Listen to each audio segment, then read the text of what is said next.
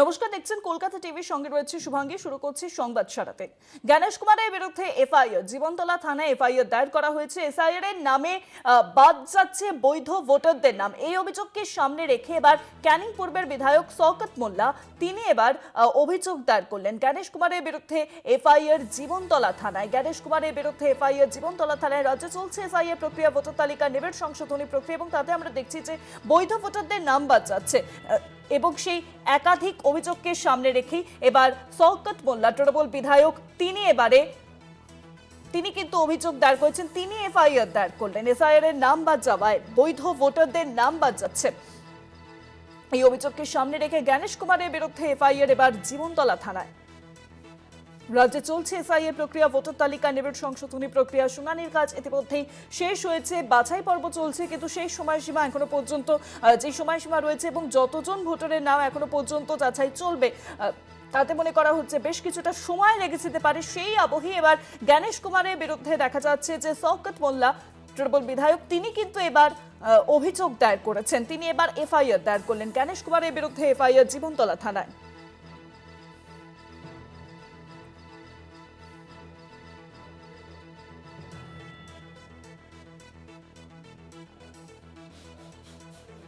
গণেশ কুমারের বিরুদ্ধে এবার অভিযোগ দায়ের, এফআইআর দায়ের করা হয়েছে।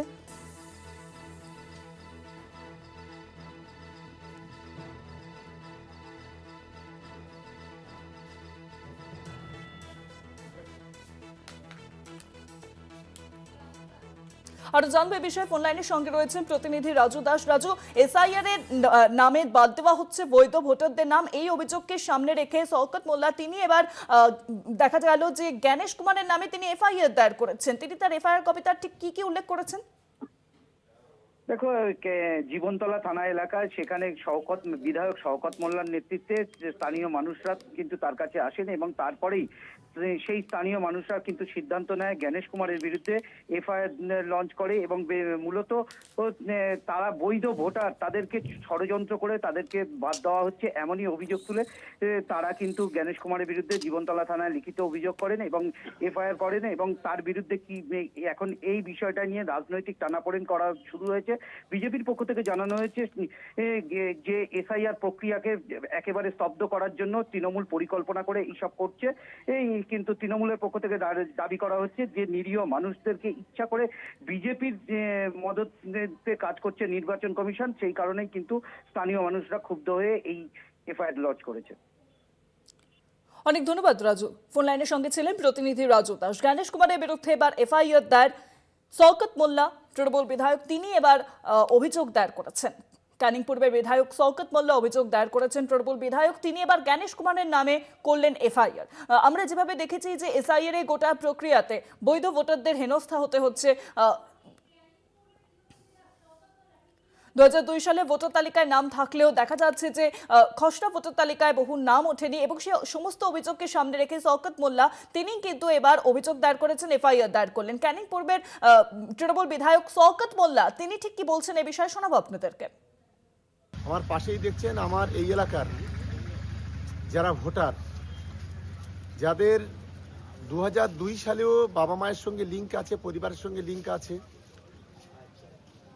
তাদের সমস্ত পেপারপত্র মাঝখানে এলো, তাদের হিয়ারিং হলো, তারপরও প্রত্যেকের নাম পাঠানো হয়েছে। এই বিধানসভায় প্রায় 33,000 নাম গত 3 দিনে এসছে এবং এই ইলেকশন কমিশন যিনি আছে মিস্টার গণেশ কুমার পরিকল্পিতভাবে বিজেপির দালালতি করে সাধারণ গরিব মানুষের ভোটাধিকার কেড়ে নিতে চাইছে। তাই আজকে আমি আমার ক্যানিং পূর্ব বিধানসভা এলাকার যারা লোক আছে তাদেরকে নিয়ে এসে, যারা ভোটার আছে, নাগরিক আছে, তাদেরকে নিয়ে আজকে গণেশ কুমার নামে এফআইআর করলাম এবং আজকে বিকেলে ভাঙড় বিধানসভায় আজকের ওখান থেকেও গণেশ কুমারের নামে আমরা এফআইআর করব। কারণ এই ধরনের নক্কারজনক ঘটনা, এই ধরনের বিজেপির দালালতি করে কোনো ইলেকশন কমিশন এই সর্বপ্রথম আমরা এই ভারতবর্ষের মাটিতে দেখলাম, এই বাংলার মাটিতে দেখলাম।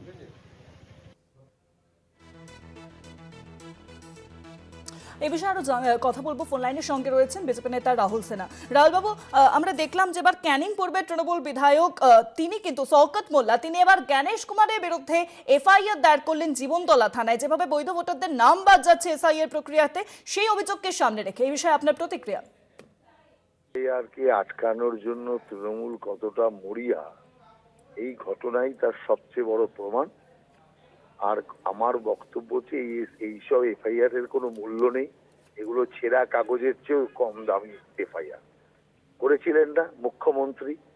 আপনার ইডির অফিসারদের বিরুদ্ধে এফআইআর ডাকাতি করলেন উনি, এফআইআর করলেন ইডি অফিসারদের বিরুদ্ধে, সুপ্রিম কোর্ট মুখে ঝামা ঘষে দিয়েছে। অতএব এখানেও তাই হবে, এখানেও ঝামা ঘষে দেবে। অতএব যে কত বড় কলঙ্কিত বিধায়ক, অতএব এটা পরিষ্কার বোঝা যাবে এগুলো সব হচ্ছে বাংলাদেশি। অনেক ধন্যবাদ রাহুল বাবু। ফোন লাইনের সঙ্গে ছিলেন বিজেপি নেতা রাহুল সেনা। জ্ঞানেশ কুমারের বিরুদ্ধে এফআইআর, এবার জীবনতলা থানায় এসআইআর এর নামে বাদ যাওয়া বৈধ ভোটারদের নিয়ে অভিযোগ তুলছেন তিনি। অভিযোগ দায়ের ক্যানিং পূর্বের বিধায়ক শওকত মোল্লার। ক্যানিং পূর্বের বিধায়ক শওকত মোল্লা, তৃণমূল বিধায়ক শওকত মোল্লা, তিনি এবার জ্ঞানেশ কুমারের বিরুদ্ধে, মুখ্য নির্বাচন কমিশনারের বিরুদ্ধে এবার তিনি অভিযোগ দায়ের করেছেন, এফআইআর দায়ের করেছেন।